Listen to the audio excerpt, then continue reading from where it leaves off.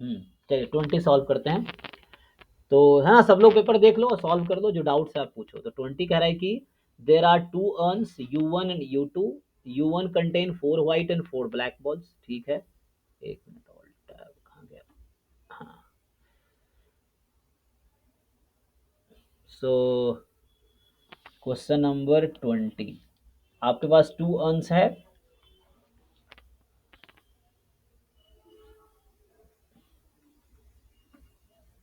ठीक है, तो ये कह रहा है there are two urns U1 contain 4 white 4 black.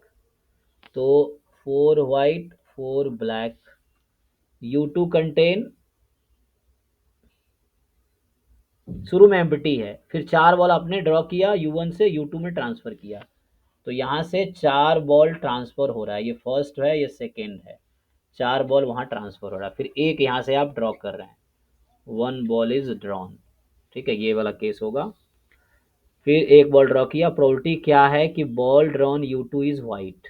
तो जो U2 से ड्रॉ कर रहे हैं वाइट होने की क्या प्रोबेबिलिटी, तो ए इवेंट ले लेते हैं, ball drawn from U2 is white.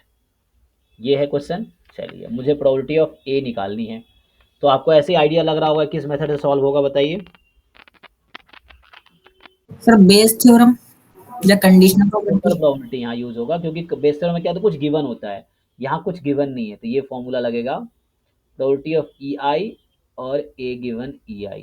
ठीक है ना, आई फ्रॉम 1 टू, अब देखो एन, अब कितने पार्टीशन बनेंगे ये आपको डिसाइड करना था। अब ध्यान दीजिए, इसमें 4 ब्लैक 4 व्हाइट है, अब 4 बॉल चूज कर रहे हो, तो आप सोचो क्या क्या हो सकता है, क्या क्या यहाँ पे पॉसिबिलिटी है, 4 बॉल में क्या क्या पॉसिबिलिटी है, 4 बॉल कौन से हो सकते हैं ट्रांसफर होते हुए, मतलब सर व्हाइट। एक व्हाइट चार ब्लैक, एक व्हाइट चार ब्लैक, हाँ, या जीरो जीरो व्हाइट, व्हाइट चार ब्लैक। जीरो व्हाइट 4 ब्लैक, हाँ, एंड उसके बाद दूसरा पॉसिबिलिटी क्या है, sir one white three black, 1 white 3 black, अगला क्या होगा, two white two black, 2 white 2 black, हाँ, और अगला पॉसिबिलिटी क्या है, three white one black, 3 white 1 black, और अगला पॉसिबिलिटी क्या है, four white zero black, four white zero black. 4 white 0। ये टोटल पॉसिबिलिटी आंख बंद करके, मतलब उससे पहले, अब ये टोटल पॉसिबिलिटी हो सकती है ना। अब पूछ रहा है एक बॉल ड्रॉ हुआ और वो व्हाइट होने की क्या प्रोबेबिलिटी है, ये बताओ। तो देखो अब समझो, ये E1 into E4 E5, N तुम्हारा 5 हो गया यहाँ पे, ठीक, ए ये है, अब समझो आराम से। तो हम लोग क्या करेंगे, ये 5 टर्म है, तो एक एक करके पहले मुझे मुझे इसमें 10 चीज़ों की ज़रूरत है, 10 चीज़ों की ज़रूरत है ना, क्या क्या है मैं अगले पेज पे लिखता हूँ। तो मुझे ज़रूरत है प्रोबेबिलिटी ऑफ E1 की, प्रोबेबिलिटी ऑफ E2 की, प्रोबेबिलिटी ऑफ E3 की, प्रोबेबिलिटी ऑफ E4 की, और प्रोबेबिलिटी ऑफ E5 की। ये 5 चीज़ चाहिए। इसके बाद 5 चीज़ चाहिए probability of A given E1 की, probability of A given E2 की ज़रूरत है, probability of A given E3 की ज़रूरत है, probability of A given E4 की ज़रूरत है, and probability of A given E5 की ज़रूरत है। इन चीज़ों की हमें ज़रूरत है, 5 ये और 5 ये, 10 चीज़ों की हमें ज़रूरत है। ठीक है, तो ओपन करेंगे ना, तो आई को एक बार 1, एक बार 2, एक बार 3, एक बार 4, एक बार 5 ऐसे पुट करेंगे तो हो जाएगा। चलिए अब ध्यान से देखिए, आप E1 की प्रोबेबिलिटी बताइए मुझे, कि आप यहाँ से 4 बॉल ड्रॉ कर रहे हैं, इधर भेज रहे हैं, वो 0 व्हाइट और 4 ब्लैक होने की क्या प्रोबेबिलिटी है,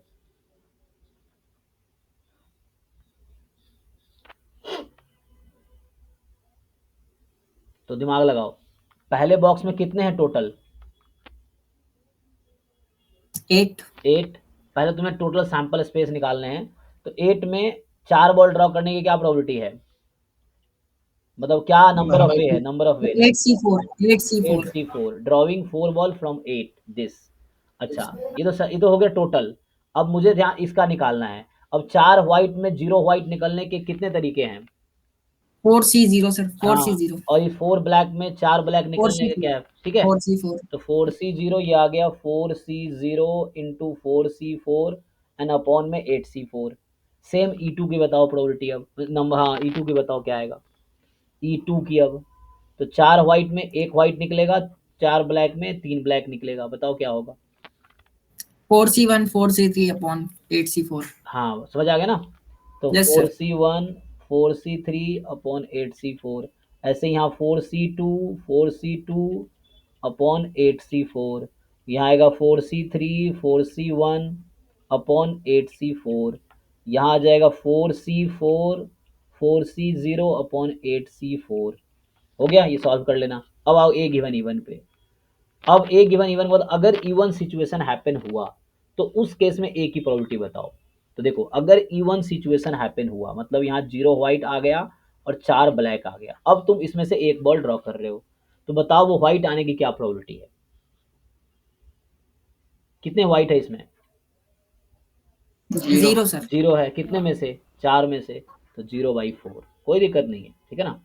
तो व्हाइट आने की प्रोबेबिलिटी 0/4 है। नेक्स्ट, अगर E2 सिचुएशन हुआ, अगर E2 सिचुएशन हुआ, अंडर E2 सिचुएशन की एक व्हाइट आया और 3 ब्लैक आया, अब एक बॉल ड्रॉ कर रहे हो यहाँ से और वो व्हाइट निकलने की क्या प्रोबेबिलिटी है?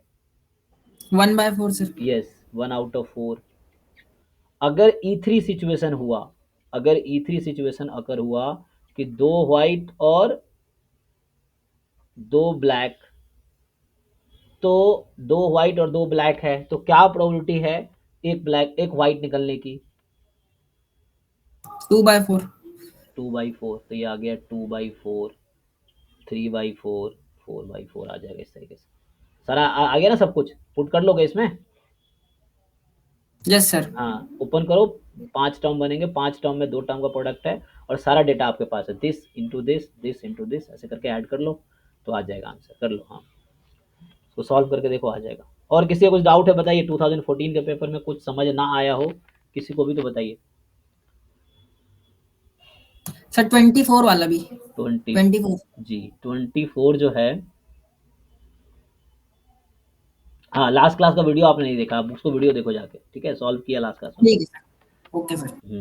क्योंकि लास्ट क्लास में हमने 35 तक ऑलमोस्ट सारे डिस्कस किए हैं और इसको तो प्रॉपर डिटेल में सॉल्व भी किया है ना। लेकिन फिर भी बता देता हूँ, देखो समझ आना चाहिए तुम। अच्छा, हालांकि पिछले क्लास में थे नहीं तुम शायद, इसीलिए। तो देखो ध्यान से, limit n tends to infinity लगाओगे तो क्या आंसर आएगा? टी एन क्या है यहाँ पे? जो टी एन है वो 1/n, फिर 1/√1 प्लस 1/√2 अप टू 1/√n। एक तो पहले तुम खुद से सॉल्व करने की खूब कोशिश करो, है ना, ताकि दिमाग लगाओ।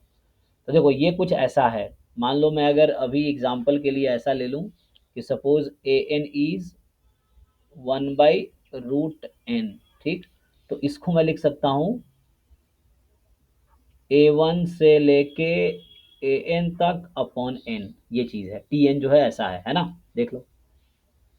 तो होता क्या है, limit n tends to infinity a1 plus a2 up to an upon n, इसका आंसर क्या आता है?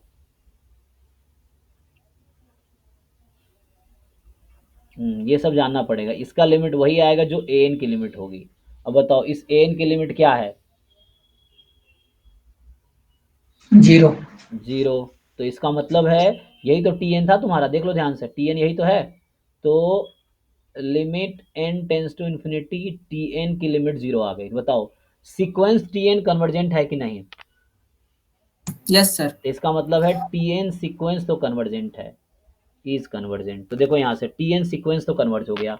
तो राइट जो दूसरा ऑप्शन है सीक्वेंस, मतलब हर ऑप्शन का दूसरा स्टेटमेंट जो है कि sequence converges does not converge, converge. तो देखो इसमें हो गया कि बी डी ऑप्शन तो आउट हो गया, तो ए या सी ट्रू होगा, ठीक। अब उसके लिए तुम्हें डिसाइड करना पड़ेगा समेसन टी एन कन्वर्ज करेगी कि नहीं।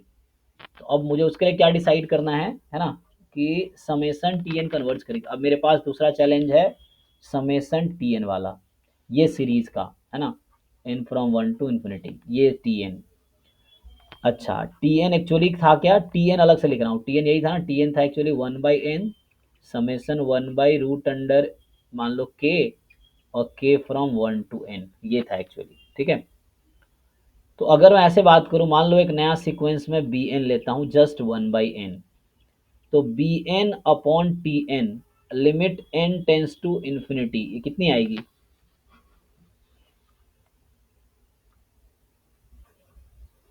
Limit n tends to infinity, जब b n upon t n करोगे कट गया, तो 1 अपॉन सीरीज 1/√अंडर के फ्रॉम 1 टू, अभी n है, और जब पुट करते से अच्छा मैं ऐसे करता हूँ, T N upon B N कर देता हूँ तो आसान रहेगा तुम्हारे लिए। तो मैं T N upon B N कर देता हूँ, तो ये बचेगा समेसन 1/√के फ्रॉम 1 टू n, और n टेंस टू इन्फिनिटी है, तो एट द एंड ये ऐसा बन जाएगा 1/√k k from 1 to infinity. अब बताओ ये सीरीज कन्वर्ज करेगी डाइवर्ज करेगी? कर जाएगी, पी टेस्ट है। अब पी टेस्ट से डाइवर्ज डाइवर्ज का मतलब सम इन्फिनिटी हो जाएगा। अब तुम जाकर लिमिट कंपैरिजन टेस्ट देखो, जब T N upon B N की लिमिट इन्फिनिटी आ जाए और बी एन का सीरीज जो है, सीरीज बी एन, ये जो बी एन की सीरीज है इसकी सीरीज ये डाइवर्जेंट हो जाए, ठीक है ना। एक तो limit T N upon B N या A N upon B N की लिमिट इन्फिनिटी आ जाए और बी एन डाइवर्जेंट हो, तो ये कहता है थ्योरम कि समेसन टी एन भी डाइवर्जेंट होगा। तो उससे आ जाएगा, क्या नाम है इसका, लिमिट कंपैरिजन टेस्ट। ठीक है, मैं एक बार से याद दिलाता हूँ limit comparison test. Limit comparison test इसका ये थ्योरम है कि limit A N upon B N अगर तुम्हारा पॉजिटिव हुआ, मान लो एल बोल देता हूँ इसको, देखो अभी ध्यान से, एल क्या है, सीक्वेंस ए एन अपॉन बी एन की लिमिट है एन टेंस टू इन्फिनिटी पे। तो ये पहला स्टेटमेंट है कि एल अगर पॉजिटिव नंबर है तो then summation A N and summation B N converges diverges together, ये ऐसा कहता है। Then summation an converges if and only if summation bn converges। दूसरा केस है इसका कि l अगर तुम्हारा 0 आ जाए तो उस केस में summation B N converges implies, देखो इफ एंड ओनली इफ नहीं है, ये वन वे है, समेसन ए एन कन्वर्जेस। और तीसरा केस है कि एल जब तुम्हारा इन्फिनिटी आ जाए तो summation B N diverges implies summation an diverges। तो ये इसके, ये लिमिट कंपैरिजन टेस्ट का स्टेटमेंट है, ठीक है। तो ये क्या है, limit comparison test of series. Series के बहुत सारे टेस्ट है ना, comparison test, limit comparison test, है ना, integral test, Raabe's test. Raabe's test syllabus में नहीं है आपके हालांकि, लेकिन एक दो क्वेश्चन वैसे है ना हायर लेवल का मिल जाएगा आपको। तो ये सब था, रूट टेस्ट, रेशियो टेस्ट, तो ये सब आपको देखना पड़ेगा क्वेश्चन प्रैक्टिस। तो मैंने अभी ये वाला स्टेटमेंट यूज़ किया, थर्ड वाला। तो इससे आ गया कि समेसन टी एन डाइवर्जेंट है, तो समेसन टी एन डाइवर्जेंट है और टी एन 0 पे जा रही है, सी ऑप्शन ट्रू है, ठीक है।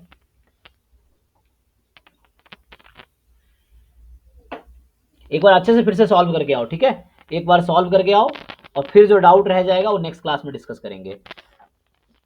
तो आज बस है ना डिस्कशन दिया, मतलब हिंट किया आपको हर क्वेश्चन का दिया, फिर भी क्वेश्चन को सॉल्व भी किया।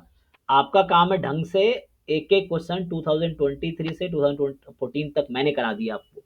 आप खुद से भी इसको 2-3 बार सॉल्व करके देख लो कि आप सच में कर पा रहे हो नहीं कर पा रहे। देखो 2-3 बार करने के बाद आपका कॉन्फिडेंस बहुत बढ़ जाएगा कि आपको लगेगा कि हाँ आपको पीवाईक्यू समझ आ गए हैं और आपको कॉन्सेप्ट भी आ गया है। तो उस तरह क्वेश्चन जो भी मिलेगा आप यूँ कर पाओगे आप, ठीक है।